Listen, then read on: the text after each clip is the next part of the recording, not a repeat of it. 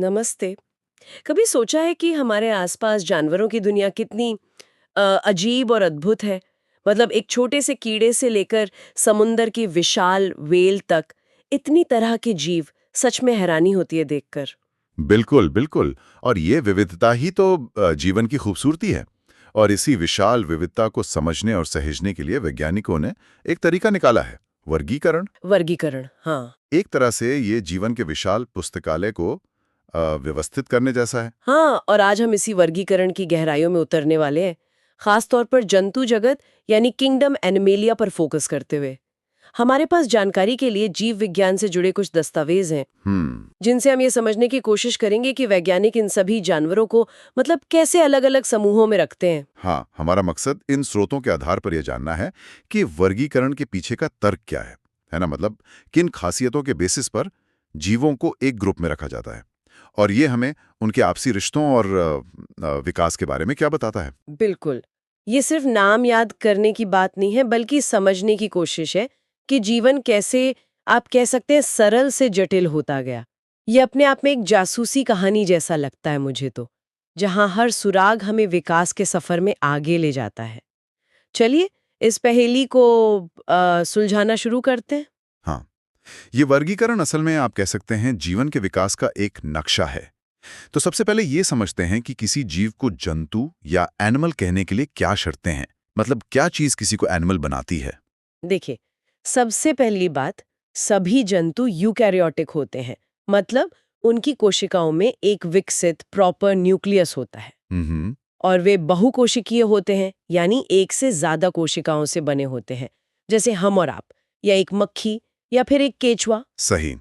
और दो बहुत जरूरी बातें, ये हेटेरोट्रॉफिक होते हैं, मतलब अपना खाना खुद नहीं बना सकते, दूसरों पर निर्भर रहते हैं। राइट। और इनकी कोशिकाओं के बाहर पौधों की तरह कोई सख्त रिजिड सेल वॉल नहीं होती।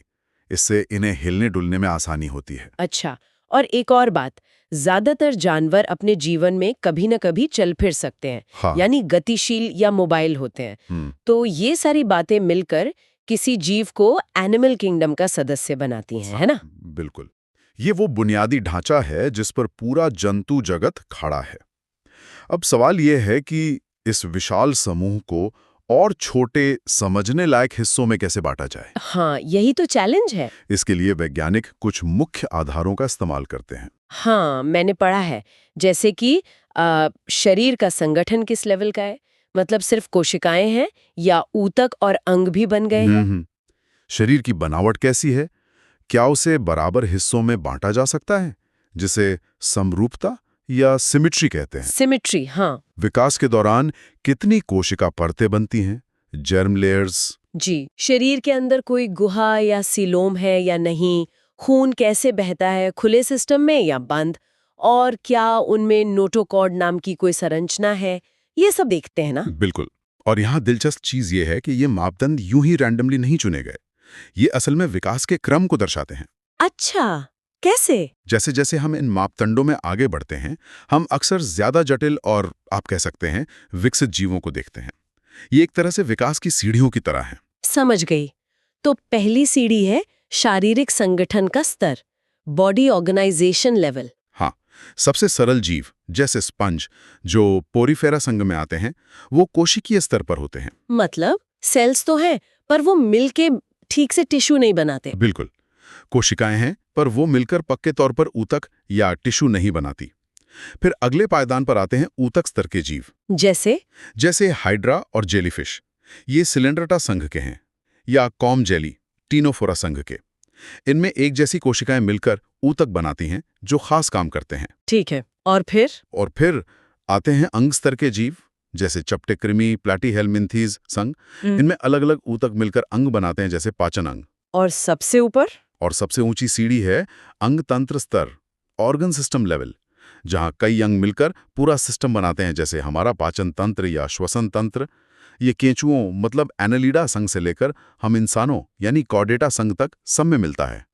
तो ये कॉम्प्लेक्सिटी बढ़ती जा रही है, कोशिकीय, ऊतक, अंग, और फिर अंग तंत्र। एग्जैक्टली। तो आप देख सकते हैं कि कैसे धीरे धीरे शरीर की बनावट ज्यादा जटिल और व्यवस्थित होती गई। अब बात करते हैं समरूपता यानी सिमिट्री की। हाँ, सिमेट्री। कुछ जीव तो बिल्कुल बेडौल होते हैं ना, उन्हें किसी भी तरह से बराबर हिस्सों में नहीं काटा जा सकता। सही कहा। ये असममित या एसिमेट्रिकल कहलाते हैं, जैसे कि ज्यादातर स्पंज। और फिर वो केक वाली सिमेट्री। हाँ, वो है अरीय समरूपता या रेडियल सिमेट्री। सोचिए एक केक की तरह, जिसे आप केंद्र से गुजरने वाली किसी भी सीधी लाइन से काटें तो 2 बराबर हिस्से मिलेंगे। अच्छा। ये हाइड्रा, जेलीफिश और वयस्क स्टारफिश जैसे जीवों में मिलती है। ये उन जीवों के लिए फायदेमंद हैं जो एक जगह रहते हैं या धीरे चलते हैं। क्यों? क्योंकि वे किसी भी दिशा से आने वाले भोजन या खतरे का सामना कर सकते हैं। समझ गई। और सबसे आम कौन सी है? सबसे आम है द्विपार्श्व समरूपता, बायलैटरल सिमेट्री। बायलैटरल, हाँ। इसमें शरीर को केवल एक ही लाइन से 2 बराबर दाएं और बाएं हिस्सों में बांटा जा सकता है, जैसे हम इंसान या कोई तितली। बिल्कुल। और ये उन जीवों में पाई जाती है जो तेजी से एक दिशा में चलते हैं। और ये द्विपार्श्व समरूपता, आप मानिए, एक बहुत बड़ा विकासात्मक कदम था। सच में? क्यों? इससे जीवों में आगे और पीछे का सिरा तय हुआ, मतलब एक हेड एंड और एक टेल एंड। और अगले सिरे पर दिमाग और संवेदी अंगों का विकास हुआ, जिसे सिफलाइजेशन कहते हैं। सिफलाइजेशन मतलब सिर का बनना? हाँ, सिर का बनना। इससे जीव अपने आसपास के माहौल को बेहतर समझकर प्रतिक्रिया दे सकता है, ज्यादा एक्टिव हो सकता है। ओके। अच्छा, अब अगला आधार था वो कोशिका परतें, जर्म लेयर्स। हाँ, जनन परतें या जर्म लेयर्स। जब भ्रूण विकसित होता है तो कोशिकाएं परतों में जमती हैं। कुछ सरल जीवों में, जैसे हाइड्रा और जेलीफिश, सिर्फ 2 परतें होती हैं, बाहरी एक्टोडर्म और अंदरूनी एंडोडर्म। एक्टोडर्म और एंडोडर्म। हाँ, इन्हें डिप्लोब्लास्टिक कहते हैं। डिप्लोब्लास्टिक, ठीक है। लेकिन ज्यादातर विकसित जीवों में इन 2 परतों के बीच एक तीसरी परत भी बनती है, मेसोडर्म। मेसोडर्म। हाँ, मेसोडर्म। इन्हें ट्रिप्लोब्लास्टिक कहते हैं। चपटे कृमियों से लेकर इंसानों तक हम सब ट्रिप्लोब्लास्टिक हैं। तो इस तीसरी परत मेसोडर्म का क्या खास महत्व है? ये क्यों जरूरी है? मेसोडर्म बहुत जरूरी है। इसी से मांसपेशियां, हड्डियां अगर हों तो, दुल, खून की नलियां और कई दूसरे जटिल अंग बनते हैं। ओह! बिना मेसोडर्म के इतना जटिल शरीर बन ही नहीं सकता। डिप्लोब्लास्टिक जीव इसीलिए आप देखेंगे तुलनात्मक रूप से सरल होते हैं। समझ गई। अब आते हैं सीलोम पर, यानी शरीर की गुहा, बॉडी कैविटी। हाँ, सीलोम। ये शरीर की बाहरी दीवार और अंदर की आहार नली के बीच की खाली जगह होती है। और इसमें भी प्रकार है? हाँ, बिल्कुल। कुछ जीवों में, जैसे चपटे कृमियों में, प्लैटिहेल्मिन्थीज, ये गुहा होती ही नहीं। उनका शरीर अंदर से ठोस जैसा होता है। उन्हें एसिलोमेट कहते हैं। एसिलोमेट मतलब बिना सीलोम वाले। एग्जैक्टली। फिर कुछ ऐसे हैं, जैसे गोलकृमि, एस्किलमिन्थीज, जिनमें गुहा तो होती है पर वो पूरी तरह से मेसोडर्म से घिरी नहीं होती। इसे कूट गुहा या स्यूडोसीलोम कहते हैं। स्यूडोसीलोम मतलब नकली गुहा? हाँ, नकली या झूठी गुहा। और फिर आते हैं असली सीलोमेट या यूसीलोमेट। यूसीलोमेट। हाँ, जिनमें एक वास्तविक गुहा होती है जो चारों तरफ से मेसोडर्म से घिरी होती है। केंचुओं से लेके हम तक सब इसी में आते हैं। अच्छा, तो इस असली सीलोम का क्या फायदा है? एक वास्तविक सीलोम का होना बहुत फायदेमंद है। सोचिए, ये अंगों को विकसित होने, अपनी जगह पर बने रहने और ठीक से काम करने के लिए जगह और सहारा देती है। ये एक तरह का अंदरूनी कुशन भी है जो अंगों को बाहरी झटकों से बचाता है। ओके। अगला आधार था परिसंचरण तंत्र, सर्कुलेटरी सिस्टम। हाँ, यानी खून शरीर में कैसे घूमता है। 2 मुख्य तरीके हैं, खुला यानी ओपन और बंद यानी क्लोज्ड। ओपन और क्लोज्ड। खुले सिस्टम में जो कीड़े मकोड़ों, आर्थ्रोपोडा और ज्यादातर घोंघों, मोलस्का में मिलता है, खून नलियों से निकलकर सीधे शरीर की गुहा में बहता है और अंगों को आप कह सकते हैं नहलाता है। अच्छा। जबकि बंद परिसंचरण तंत्र में, जैसा कि केंचुओं में और हम सभी कशेरुकियों यानी वर्टिब्रेट्स में होता है, खून हमेशा बंद नलियों, आर्टरीज, वेन्स और कैपिलरीज में ही बहता है। तो बंद वाला बेहतर हुआ ना? हाँ, ये ज्यादा कारगर तरीका है क्योंकि इसमें खून का बहाव तेज और नियंत्रित होता है, जिससे ऑक्सीजन और पोषक तत्व अंगों तक जल्दी और एफिशिएंटली पहुंचते हैं। समझ गए। और एक और महत्वपूर्ण आधार था नोटोकॉर्ड। नोटोकॉर्ड, हाँ, ये एक लचीली रॉड जैसी संरचना होती है जो भ्रूण अवस्था में कुछ जानवरों की पीठ की तरफ डोर्सल साइड पर बनती है। ये शरीर को सहारा देती है। तो जिन जानवरों में ये होती है उन्हें क्या कहते हैं? जिन जीवों में जीवन की किसी न किसी अवस्था में ये नोटोकॉर्ड पाया जाता है, उन्हें कॉर्डेटा संघ में रखा जाता है। कॉर्डेटा। हम्म, हम भी कॉर्डेटा में आते हैं। बिल्कुल। हम कशेरुकियों यानी वर्टिब्रेट्स में ये नोटोकॉर्ड बाद में रीढ़ की हड्डी वर्टिब्रल कॉलम में बदल जाता है या उससे घिर जाता है। अच्छा। कुछ समुद्री जीव हैं जैसे हेमिकॉर्डेट्स, उनमें पहले नोटोकॉर्ड जैसी संरचना मानी जाती थी, पर अब उन्हें एक अलग ही संघ में रखते हैं। वो थोड़ी अलग कहानी है। ठीक है, तो ये थे वर्गीकरण के मुख्य पैमाने। अब इनके आधार पर क्या हम जंतु जगत के कुछ मुख्य संघों मतलब फाइलम की यात्रा कर सकते हैं? हाँ बिल्कुल। शुरुआत करते हैं अकशेरुकी यानी इनवर्टिब्रेट से, वो जीव जिनमें रीढ़ की हड्डी नहीं होती। ओके। सबसे पहले सबसे सरल बनावट वाले जीव पोरिफेरा यानी स्पंज। स्पंज? जैसे बाथ स्पंज, हाँ। कुछ वैसे ही, लेकिन ये जीवित होते हैं। ये कोशिकीय स्तर के हैं, असममित।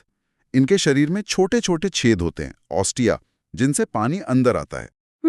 और पानी एक अंदरूनी गुहा स्पॉन्जोसील से होकर एक बड़े छेद ऑस्क्यूलम से बाहर निकल जाता है। इसी पानी के बहाव से ये अपना भोजन और ऑक्सीजन लेते हैं।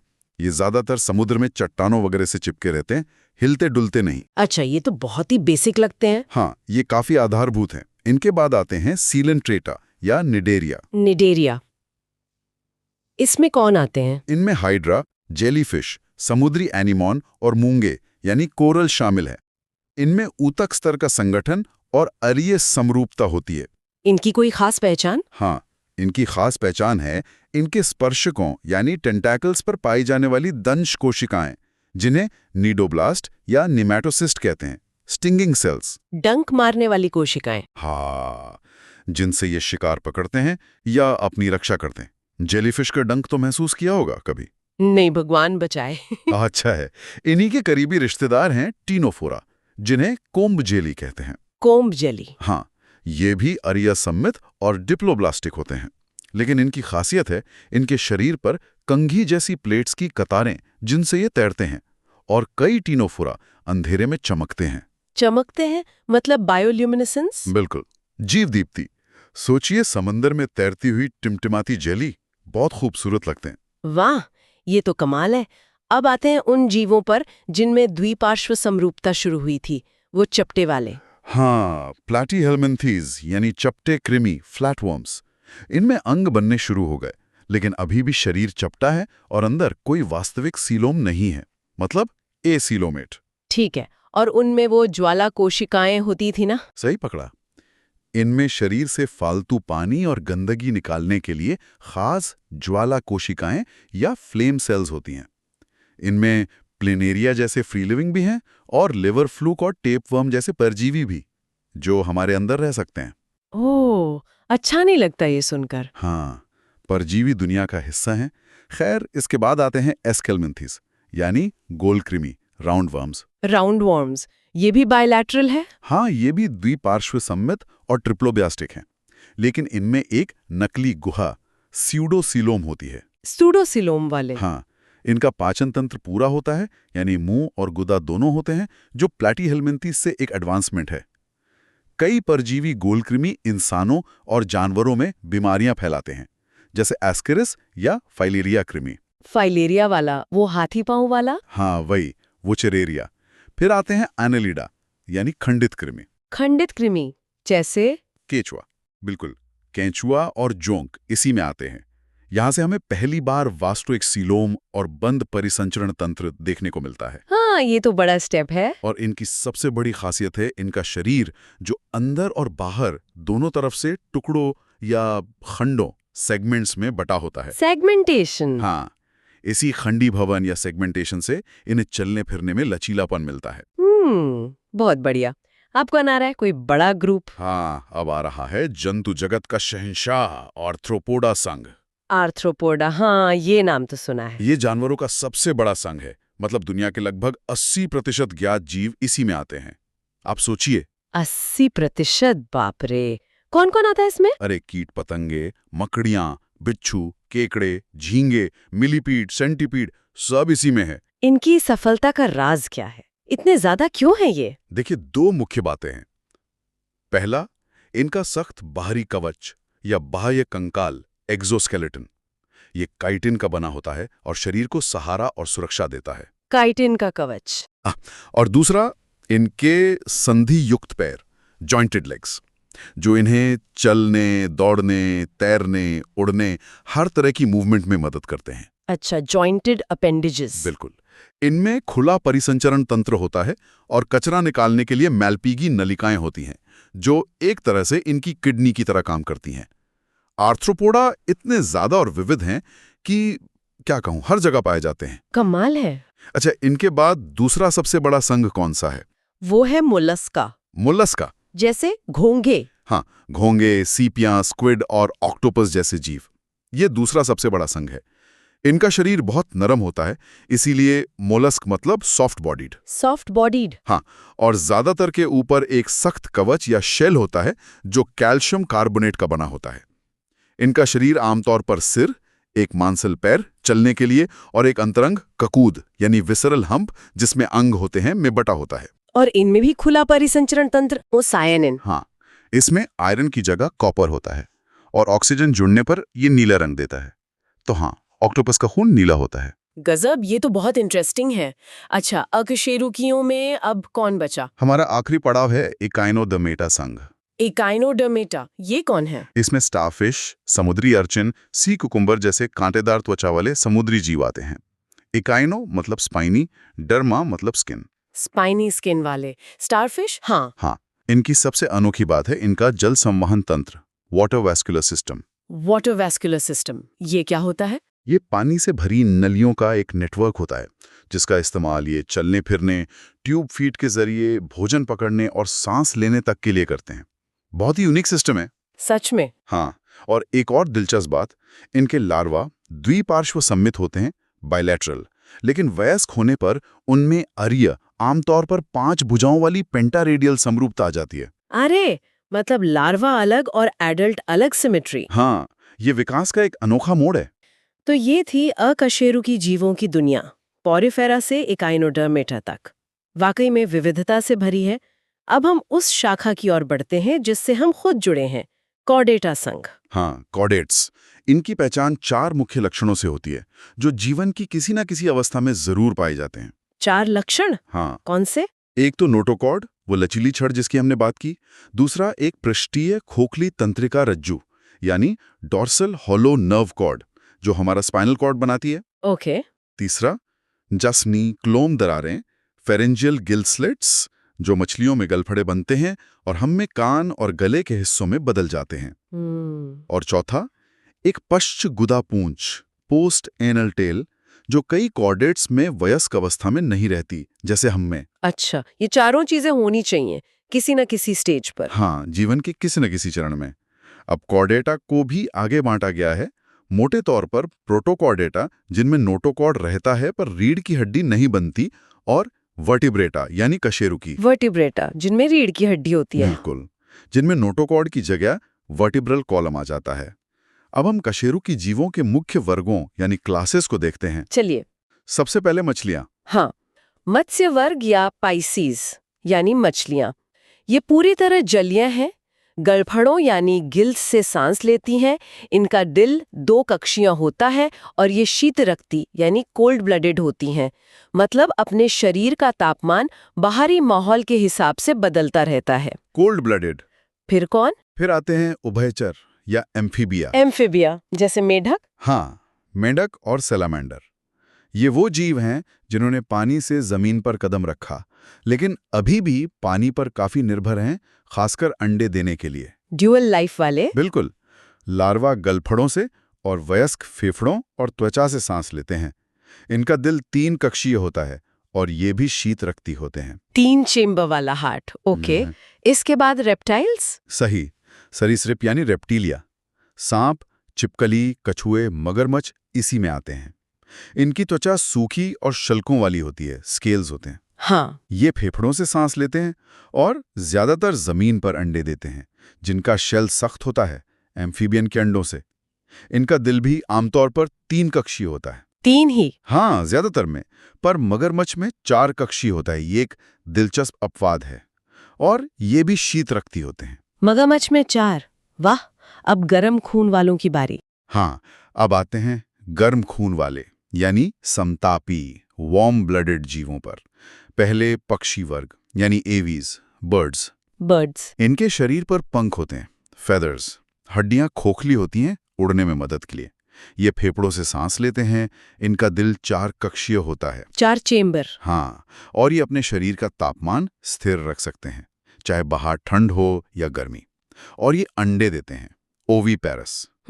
और आखिर में हम लोग हाँ, आखिर में स्तनधारी यानी मैमेलिया वर्ग, मैमल्स, जिसमें व्हेल, चमगादड़, चूहे और हम इंसान सब आते हैं। हमारी क्या पहचान है? हमारी पहचान है शरीर पर बाल या फर, और सबसे जरूरी स्तन ग्रंथियां, मेमोरी ग्लैंड्स, जिनसे माताएं अपने बच्चों को दूध पिलाती हैं। Mammary glands. हाँ। हाँ, हम भी फेफड़ों से सांस लेते हैं, दिल 4 कक्षीय होता है और हम समतापी हैं, वार्म ब्लडेड। ज्यादातर स्तनधारी बच्चे पैदा करते हैं यानी विविपेरस। ज्यादातर मतलब कोई अंडे भी देता है? हाँ, कुछ अंडे भी देते हैं, जैसे ऑस्ट्रेलिया का प्लेटिपस और एकिडना। वो अनोखे मैमल्स हैं। अरे वाह, ये तो मुझे पता नहीं था। तो अगर हम इस पूरे सफर को देखें, मतलब दिल के चेम्बर्स बढ़ते गए। हाँ बिल्कुल, मछलियों के 2 कक्षीय दिल से एम्फीबियन और ज्यादातर रेप्टाइल्स के 3 कक्षीय दिल, और फिर पक्षियों और स्तनधारियों के 4 कक्षीय दिल तक। यह दिखाता है कि कैसे ज्यादा कारगर परिसंचरण तंत्र विकसित हुआ, जो ऑक्सीजन को बेहतर तरीके से शरीर में पहुंचाता है। ज्यादा एफिशिएंट मिक्सिंग नहीं होती ऑक्सीजनेटेड और डीऑक्सीजनेटेड ब्लड की। और टेम्परेचर रेगुलेशन भी, कोल्ड ब्लडेड से वार्म ब्लडेड। हाँ, शीतरक्ति से समतापी होने का विकास एक बहुत बड़ा कदम था। हाँ, गर्म खून वाले होने से पक्षी और स्तनधारी ज्यादा सक्रिय रह पाते हैं और ठंडे इलाकों में भी आसानी से रह सकते हैं। तो ये वर्गीकरण सिर्फ खाने भरने की कवायद नहीं, ये तो विकास की पूरी कहानी है। बिल्कुल, यही तो बात है। ये हमें दिखाता है कि कैसे साधारण शुरुआत से इतने जटिल और विविध जीवन रूप विकसित हुए हैं। शरीर के संगठन, समरूपता, सिलोम, नोटोकॉर्ड जैसी बुनियादी विशेषताओं के आधार पर हम जीवों के आपसी संबंधों को समझ सकते हैं, उनकी एवोल्यूशनरी हिस्ट्री को समझ सकते हैं। हमने देखा कि कैसे हर समूह में कुछ खास अनुकूलन, अडैप्टेशंस विकसित हुए, जिसने उन्हें अपने माहौल में सफल बनाया, चाहे वो आर्थ्रोपोडा का एक्सोस्केलेटन हो या इकाइनोडर्म का वाटर वैस्कुलर सिस्टम।